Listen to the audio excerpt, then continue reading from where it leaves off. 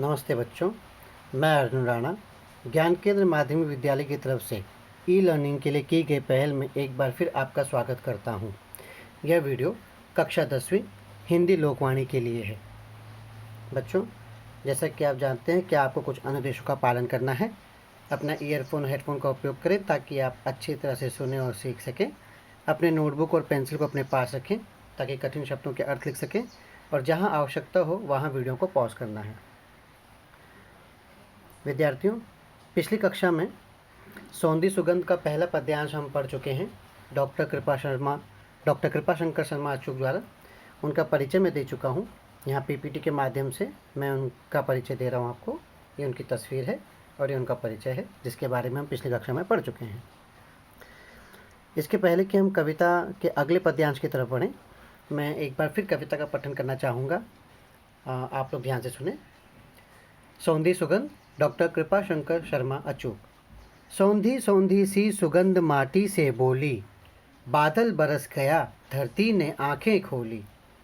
चारों ओर हुई हरियाली कहे मयूरा, सदियों का जो सपना है हो जाए पूरा। एक यहाँ पर नहीं अकेला होगी टोली, सौंधी सौंधी सी सुगंध माटी से बोली। बाग बगीचे ताल तलैया सब मुस्काएं, झूम झूम कर मस्ती में तरगीत सुनाएं। मस्त पवन ने अब खोली है अपनी झोली, सौंधी सौंधी सी सुगंध माटी से बोली। बच्चों, पिछली कक्षा में हम यहाँ तक की कविता का सरल अर्थ समझ चुके हैं। मैं एक बार फिर आपके सम्मुख उसका सार प्रस्तुत कर देता हूँ जल्दी जल्दी से। हम जानते हैं कि वर्षा ऋतु में पानी बरसने से मिट्टी से सौंधी सौंधी सुगंध आती है। तो कभी कहते हैं कि ये सौंधी सुगंध मिट्टी से कहती है कि देखो बादल बरस गए हैं। धरती ने मगन होकर इस दृश्य को देखने के लिए अपनी आंखें खोल दी हैं। पानी बरसने पर धरती हरी भरी हो गई है। मोर कहता है कि सदियों से चला आ रहा आनंद मनाने और मस्ती से नृत्य करने का उसका सपना अब पूरा हो जाएगा। अब वो अकेला नहीं है, उसकी पूरी टोली होगी। वर्षा ऋतु में सौंधी सौंधी सी सुगंध मिट्टी से बात करती है। वर्षा ऋतु में चारों ओर आनंद है, आनंद का वातावरण है। वर्षा की फुहारों से बाग बगीचों के वृक्ष प्रफुल्लित हो गए हैं। तालाब और छोटी छोटी तलैयाँ पानी से लबालब भरकर प्रसन्न दिखाई दे रही हैं। बगीचे के वृक्ष हवा की झकोरों से मस्ती में भरे हुए गुनगुनाते और गाते हुए लगते हैं। लगता है हवा मस्ती में आकर अपना दिल खोलकर बह रही है। वर्षा ऋतु में सौंधी सौंधी से सुगंध मिट्टी से ये बात करती है। यहाँ तक हम सरल अर्थ देख चुके थे। अब कविता के द्वितीय भाग पर यानी द्वितीय अंश पर हम बढ़ेंगे। सागर का जो था मंसूबा सफल हो गया, खुशियों की दुनिया में आकर स्वयं खो गया। धरती ने श्रृंगार किया फिर माथे रोली, सौंधी सौंधी सी सुगंध माटी से बोली। पावस का मधुमास आस विश्वास बढ़ाता, नतमस्तक होकर अचूक पद पुष्प चढ़ाता। सदा सदा से चलती आई हंसी ठिठोली, सौंधी सौंधी सी सुगंध माटी से बोली। तो विद्यार्थियों, आगे का पद हम इसका सरल अर्थ समझेंगे। पिछले 2 दिन से आप देख रहे हैं कि बरसात हो रही है। मुंबई का जो मौसम है वो सुनहरा और हरियाली से भरा सुंदर वातावरण हो गया है। तो आप देख रहे हैं कि किस तरीके से धरती ने अंगड़ाई ली है।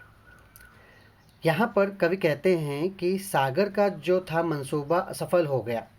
सागर का मंसूबा, पृथ्वी को जल से सींचकर हरा भरा करने का समुद्र का विचार वर्षा की झड़ियों से सफल हो गया। बच्चों, हम जानते हैं, हमने विज्ञान की पुस्तक में पढ़ा है जल चक्र के बारे में, कि किस तरह से समुद्र का पानी वाष्प बनकर बादलों में छा जाता है और फिर वही बादल पानी से बरसकर धरती को पानी की बूंदों से सींचती है। तो समुद्र का ये विचार है, वो चाहता था कि धरती पर पानी की बूंदें पड़ें, धरती में हरियाली छा जाए। और जब ऐसा हो गया, वर्षा की झड़ी जब लग गई, तो समुद्र का विचार सफल हो गया। समुद्र इतना प्रसन्न हो गया, खुशियों की दुनिया में आकर वो स्वयं खो गया। वो इतना प्रसन्न हो गया है कि वो अपने आप को भूल सा गया है। अब उसे अपने ही बारे में कोई ध्यान नहीं रहा है। वो इतना खुश हो गया है। यहाँ कठिन शब्दों के अर्थ हैं मंसूबा अर्थात विचार, इरादा, सागर का जो विचार था, जो इरादा था। अगला पद, धरती ने श्रृंगार किया फिर माथे रोली, सौंधी सौंधी सी सुगंध माटी से बोली। जैसे बारिश की बूंदें धरती पर पड़ने लगीं तो धरती हरी भरी हो गई। इंद्रधनुष का रंग चारों दिशाओं में फैल गया, हरियाली छा गई, नए नए अंकुर फूटने लगे।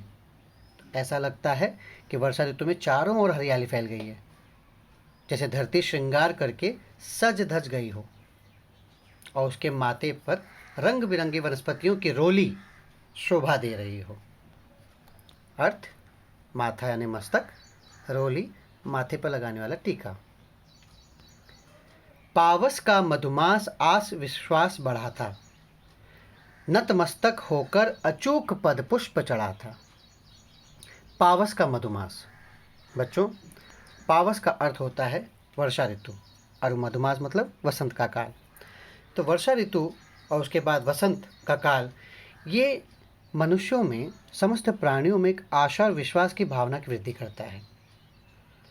ऐसा लगता है जैसे वर्षा ऋतु श्रद्धा से सिर झुकाकर, नतमस्तक होकर सिर झुकाकर पृथ्वी माता के चरणों में वर्षा का जल रूपी पुष्प अर्पित कर रहा हो, जैसे वो वर्षा अपने जल रूपी फूलों को पृथ्वी माता पर चढ़ा रहा हो, उसका अभिनंदन कर रहा हो।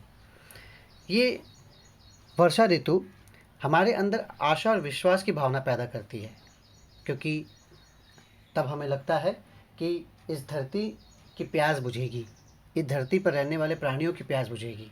किसान खुश होते हैं कि अब वो खेती कर सकेंगे, फसलें पैदा होंगी, नए नए फसलें उगेंगे और इस तरह से किसान अपना और देशवासियों का पेट भर पाएगा।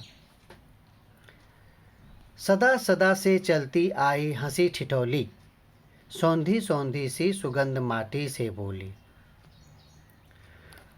तो बच्चों, ये प्रथा युगों युगों से इसी तरह हंसी खुशी चलती आई है।